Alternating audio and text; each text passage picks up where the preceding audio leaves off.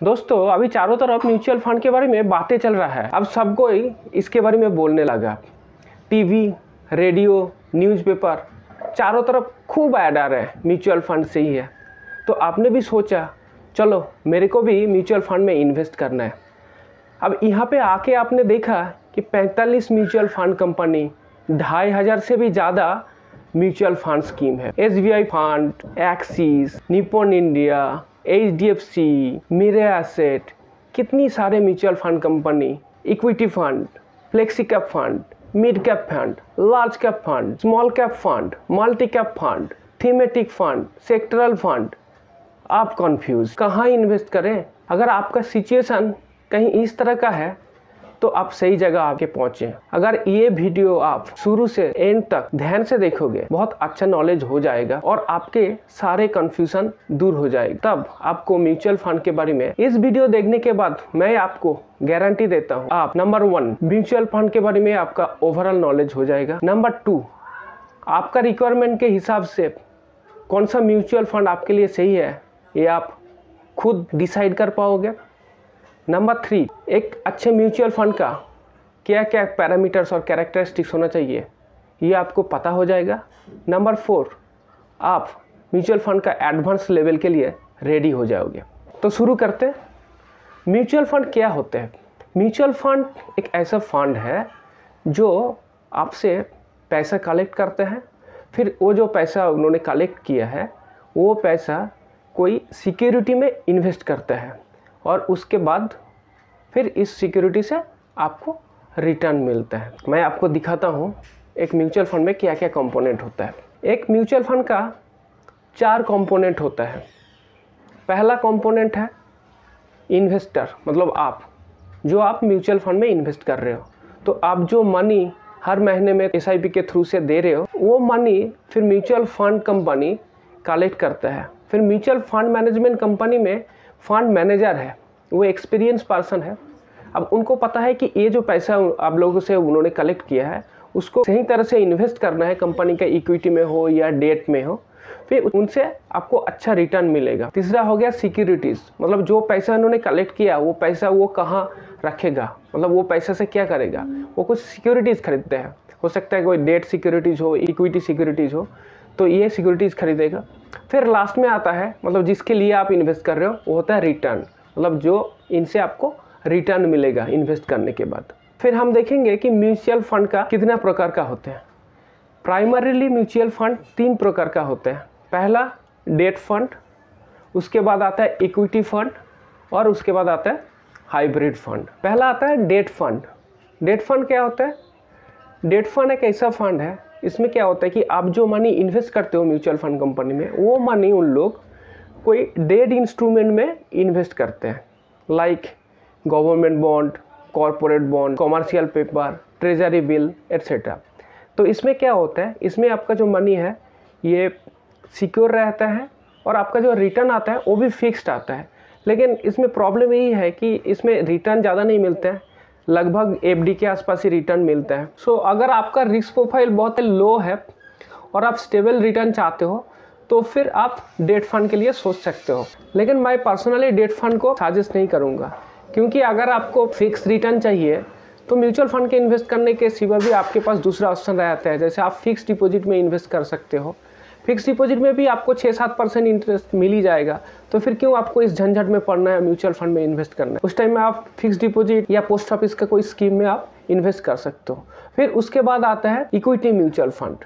अब mutual fund popular हुआ है ये इक्विटी म्यूचुअल फंड के कारण में। इक्विटी म्यूचुअल फंड में क्या होता है? इक्विटी म्यूचुअल फंड में आपका जो मनी है लिस्टेड कंपनी का शेयर्स में इन्वेस्ट किया जाता है, इसीलिए इसका रिटर्न भी अच्छा मिलता है। अगर आपने सही म्यूचुअल फंड में इन्वेस्ट किया तो आपका रिटर्न 12% से लेके 25% तक मिल सकता है। अभी ये इक्विटी म्यूचुअल फंड बहुत सारे कैटेगरीज का होते हैं। तो पहला जो कैटेगरी है ये मार्केट कैपिटलाइजेशन के ऊपर डिपेंड करके इसको डिवाइड किया गया है। तो पहले हम जानते हैं कि मार्केट कैपिटलाइजेशन क्या होता है।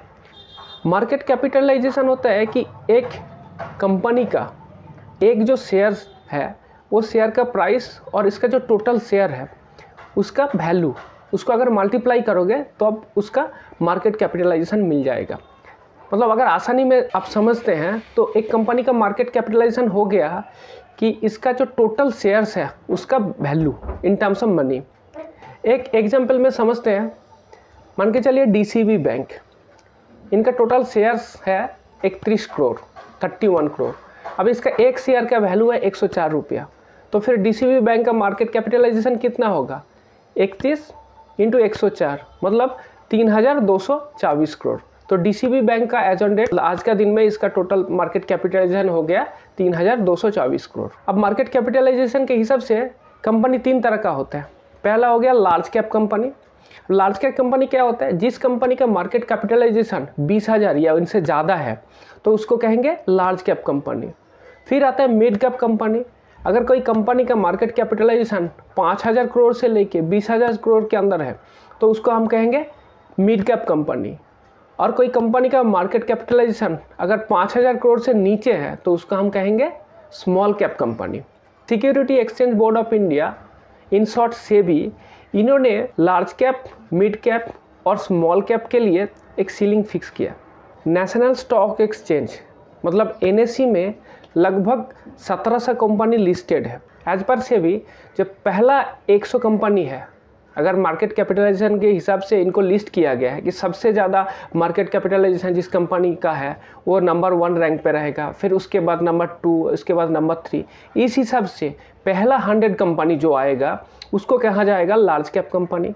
फिर 100 से लेकर 250 तक जो कंपनी रहेगा उसको हम कहेंगे मिड कैप कंपनी, और 250 के नीचे जो कंपनी है उसको कहा जाएगा small cap company. Large cap fund, तो लार्ज कैप फंड क्या होता है कि लार्ज कैप फंड में आपका जो टोटल एसेट है उसका 80% लार्ज कैप कंपनी में इन्वेस्ट करना पड़ेगा। फिर दूसरा कैटेगरी आता है mid cap fund. Mid cap fund क्या होता है कि मिड कैप फंड में आपका जो टोटल एसेट है उसका 65% आपको मिड कैप कैटेगरी कंपनी में इन्वेस्ट करना पड़ेगा। फिर उसके बाद जो बाकी है वो 35% वो आप कोई स्मॉल कैप में इन्वेस्ट कर सकते हो, लार्ज कैप पे कर सकते हो या मिड कैप में भी कर सकते हो, लेकिन मिनिमम आपको 65% मिड कैप कैटेगरी में इन्वेस्ट करना पड़ेगा, तभी उसको कहेंगे हम मिड कैप फंड। फिर उसके बाद आता है small cap fund. As per से भी स्मॉल कैप फंड उसी को कहेंगे कि स्मॉल कैप फंड में आपको 65% स्मॉल कैप कंपनी में इन्वेस्ट करना पड़ेगा, तब वो होगा स्मॉल कैप फंड। फिर उसके बाद आता है multi cap fund. Multi cap fund में क्या होता है, आपका जो टोटल इन्वेस्टमेंट है उसका 75% आपको इक्विटी इन्वेस्टमेंट में इन्वेस्ट करना पड़ेगा, और वो 75% के अंदर में भी ब्रेकअप है।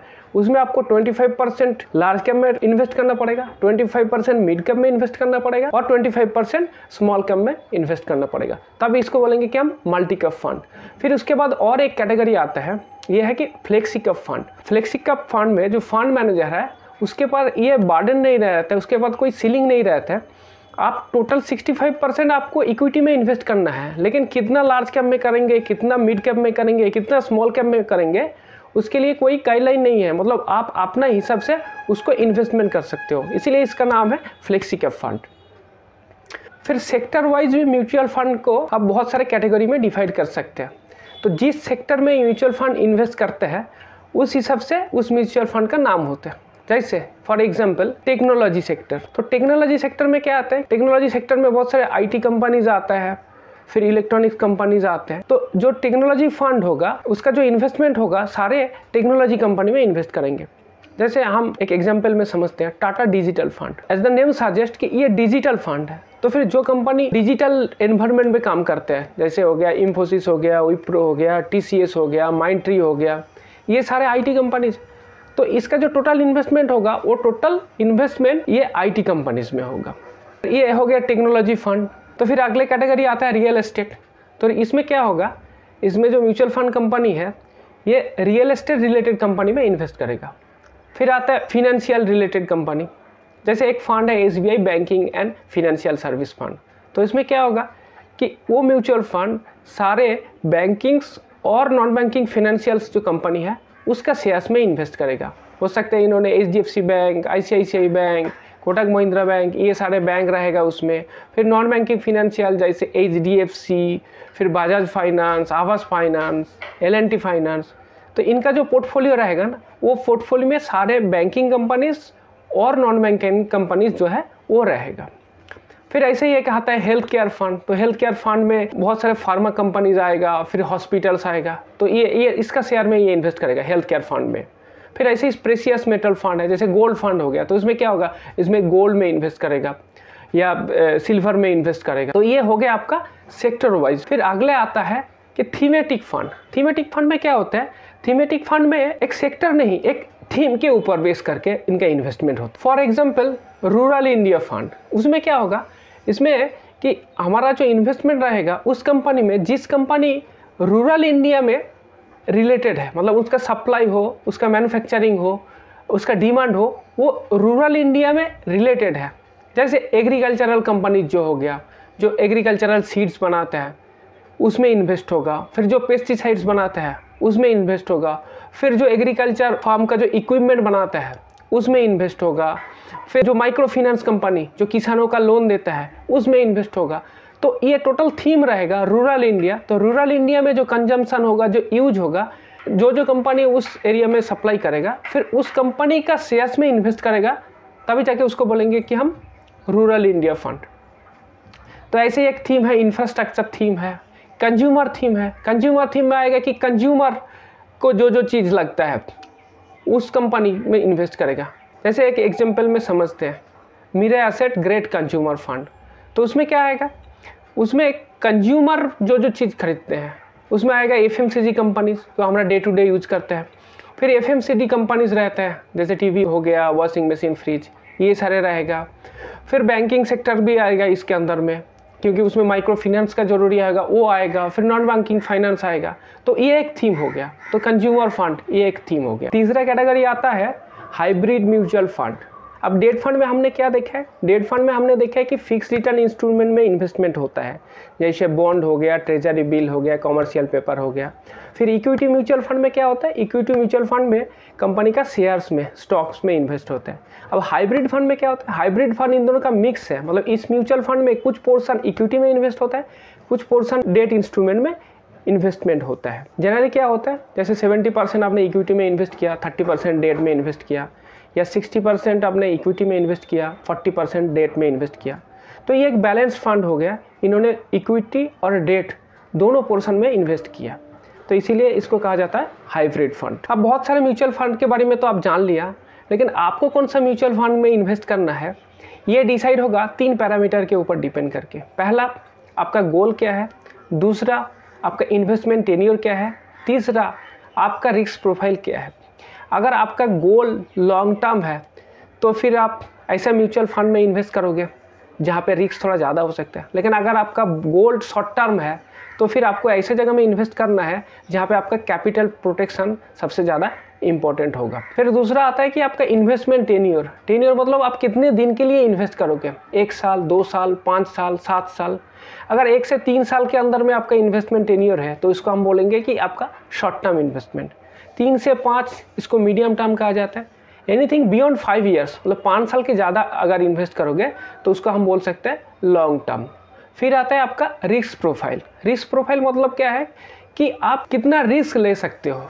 अगर आपने इन्वेस्ट किया और उनके बाद आपका म्यूचुअल फंड का वैल्यू कम हो गया, उनका NAV कम हो गया, तो फिर आपको कितना टेंशन होता है। ऐसा बहुत ज़्यादा टेंशन होता है तो इसका मतलब, या आप इसको सह नहीं सकते हो, तो ये हम बोल सकते हैं कि आपका रिस्क प्रोफाइल कम है और लो है। अगर आपका रिस्क प्रोफाइल ज़्यादा होगा तो फिर क्या होगा, अगर प्राइस कम होने के बाद भी आपको उतना टेंशन नहीं रहेगा, तब हम बोल सकते हैं कि आप ज़्यादा रिस्क लेने के लिए काबिल हो। तो इसके ऊपर डिपेंड करके हम म्यूचुअल फंड को सिलेक्ट करेंगे। मैं एक ग्रिड आपको शो करता हूँ, इसमें 2 पैरामीटर्स हैं, one तरफ टाइम होराइजन है और दूसरे तरफ रिस्क है। पहले में देखेंगे कि टाइम होराइजन जो है अप टू 3 ईयर्स है, मतलब शॉर्ट टर्म है। तो अगर आप शॉर्ट टर्म में इन्वेस्ट करोगे तो आपके लिए डेट म्यूचुअल फंड अच्छा रहेगा। अगर आपका लोअर रिस्क है तो आप डेट म्यूचुअल फंड का एक कैटेगरी है लिक्विड फंड या अल्ट्रा शॉर्ट फंड, इसमें आप इन्वेस्ट कर सकते हो। मीडियम रिस्क है तो आप शॉर्ट ड्यूरेशन फंड में इन्वेस्ट कर सकते हो। अगर आपका रिस्क हाई है तो आप आर्बिट्रेज फंड में इन्वेस्ट कर सकते हो। अगर आपका इन्वेस्टमेंट ड्यूरेशन मीडियम है, मतलब आप 3 से 5 साल के लिए इन्वेस्ट करोगे, और अगर आपका रिस्क प्रोफाइल लो है तो आप शॉर्ट ड्यूरेशन फंड में इन्वेस्ट कर सकते हो। अगर आपका रिस्क प्रोफाइल मीडियम है तो आप बैलेंस एडवांटेज फंड में इन्वेस्ट कर सकते हो। लेकिन अगर रिस्क प्रोफाइल आपका हाई है तो आप इक्विटी हाइब्रिड फंड में इन्वेस्ट कर सकते हो। फिर आता है लॉन्ग ड्यूरेशन। मैं पर्सनली सजेस्ट करूंगा कि अगर आप म्यूचुअल फंड में इन्वेस्ट करोगे तो मिनिमम टेन्योर आपका 5 साल इससे ज़्यादा होना चाहिए। तो अगर आपका ड्यूरेशन 5 साल से ज़्यादा है, मतलब आप लॉन्ग टर्म के लिए इन्वेस्ट करोगे और आपका रिस्क प्रोफाइल लो है, तो फिर आप लार्ज कैप में इन्वेस्ट कर सकते हो या इंडेक्स फंड में इन्वेस्ट कर सकते हो। क्योंकि लार्ज कैप में क्या होता है कि इसमें इसका वॉलेटिलिटी कम होता है और इसका NAV बहुत कम फ्लैक्चुएट करता है। और आपका अगर रिस्क प्रोफाइल मीडियम है तो फिर आप मिड कैप या फ्लेक्सी कैप में इन्वेस्ट कर सकते हो। फिर अगर आपका रिस्क प्रोफाइल हाई है और आपका टेन्योर भी ज़्यादा है तो फिर आप स्मॉल कैप में इन्वेस्ट करने के लिए सोच सकते हो। स्मॉल कैप में इन्वेस्ट करने से क्या फ़ायदा है कि इसमें ग्रोथ पोटेंशियल ज़्यादा है, इसमें आपको बहुत अच्छा रिटर्न मिल सकता है। लेकिन इसका सबसे बड़ा डिसएडवांटेज यही है कि ये बहुत ही वोलाटाइल होता है, तो इसीलिए आपको लॉन्गर ड्यूरेशन के लिए इन्वेस्ट करना पड़ेगा, तभी जाके आपको इसका रिजल्ट मिलेगा। अब आपको क्लियर हो गया कि आपका इन्वेस्टमेंट गोल, आपका इन्वेस्टमेंट ड्यूरेशन और रिस्क प्रोफाइल के हिसाब से आपको कौन सा म्यूचुअल फंड में इन्वेस्ट करना चाहिए। अब हम देखेंगे एक अच्छे म्यूचुअल फंड का क्या क्या फीचर्स होते हैं। पहला, एक्सपेंस रेशियो। एक्सपेंस रेशियो क्या होता है कि जब हम म्यूचुअल फंड के थ्रू इन्वेस्ट करते हैं तो म्यूचुअल फंड कंपनी हमारा इन्वेस्टमेंट से कुछ पोर्शन उस म्यूचुअल फंड का एक्सपेंस के लिए खर्चा करते हैं। मतलब उस म्यूचुअल फंड को ऑपरेट करने के लिए उनका फंड मैनेजर का फीस और बहुत सारे जो फीस आता है, बहुत सारे उसको ऑपरेट करने के लिए उसका जो खर्चा आता है, फिर वो क्या होता है कि आपका जो इन्वेस्टमेंट अमाउंट है उसमें से वो डिडक्ट कर लेते हैं। इसको एक्सपेंस रेशियो कहा जाता है। इसको परसेंटेज में हिसाब होता है। जनरली म्यूचुअल फंड का जो एक्सपेंस रेशियो ये 0.1 से लेके 2% तक होता है। एक म्यूचुअल फंड का एक्सपेंस रेशियो 1.5%, इसका मतलब होता है कि उस म्यूचुअल फंड एक साल में 100 रुपया को हैंडल करने के लिए 1.5 रुपीज चार्ज करता है। इसका मतलब अगर आपने 5,000 रुपया इन्वेस्ट किया है और उसका एक्सपेंस रेशियो है 1.5%, तो सालाना आपका 5,000 रुपया से 75 रुपया mutual fund company as a expense deduct करेगा। तो इसीलिए ये बहुत ही क्रूशियल फैक्टर है। तो आपको ध्यान देना पड़ेगा जिस म्यूचुअल फंड में आप इन्वेस्ट कर रहे हो उसका एक्सपेंस रेशियो कम से कम हो। नेक्स्ट जो पैरामीटर्स आता है वो आता है परफॉर्मेंस अगेंस्ट बेंचमार्क। मतलब एक म्यूचुअल फंड बेंचमार्क जो है उससे कितना अच्छा परफॉर्म किया है। जनरली निफ्टी या सेंसेक्स को हम लोग बेंचमार्क समझते हैं, तो निफ्टी और सेंसेक्स के कंपैरेटिव में इन्होंने कितना अच्छा रिटर्न दिया है वो हमको देखना है। अगर इसका रिटर्न सेंसेक्स या निफ्टी से कम है तो फिर उसमें इन्वेस्ट करने का कोई मतलब नहीं है, तो फिर हम सेंसेक्स या निफ्टी फंड में इन्वेस्ट करेंगे। अगर इस म्यूचुअल फंड का परफॉर्मेंस बेंचमार्क से ज़्यादा है तभी हम उसी में इन्वेस्ट करेंगे, अगर उससे कम है तो हम उसे इन्वेस्टमेंट नहीं करेंगे। फिर तीसरा जो पैरामीटर्स आता है वो परफॉर्मेंस विद इन पीस। मतलब एक कैटेगरी में बहुत सारे म्यूचुअल फंड हो सकते हैं। मान के चलिए लार्ज कैप कैटेगरी। अब ये लार्ज कैप कैटेगरी में SBI का भी फंड है, एक्सिस का भी है, फिर निपॉन इंडिया का भी है, HDFC का भी है, सबका लार्ज कैप फंड है। फिर आपको देखना है कि कौन सा लार्ज कैप फंड अच्छा परफॉर्म किया है पिछले 3 साल, 5 साल, 10 साल या 15 साल में। HDFC large cap fund, axis large cap fund, SBI large cap fund, Nippon India large cap fund, ये सारे फंड पिछले 3 साल, पिछले 5 साल, पिछले 10 साल में किस फंड में अच्छा परफॉर्म किया है, उसमें आप रैंकिंग कर सकते हो। फिर उस हिसाब से आप समझ सकते हो कि कौन अच्छा फंड है। फिर चौथा जो मेजरिंग पैरामीटर्स है दैट इज अल्फा। इसका मतलब क्या है? इसका मतलब है कि आप बेंचमार्क से कितना ज़्यादा रिटर्न दिया है, ये परसेंटेज में कैलकुलेट होते हैं। मान के चलो कोई म्यूचुअल फंड का अल्फा 1.5, इसका मतलब है इस टेन्योर में बेंचमार्क जो है वो जितना रिटर्न दिया है इस म्यूचुअल फंड उनसे 1.5% ज़्यादा रिटर्न दिया है।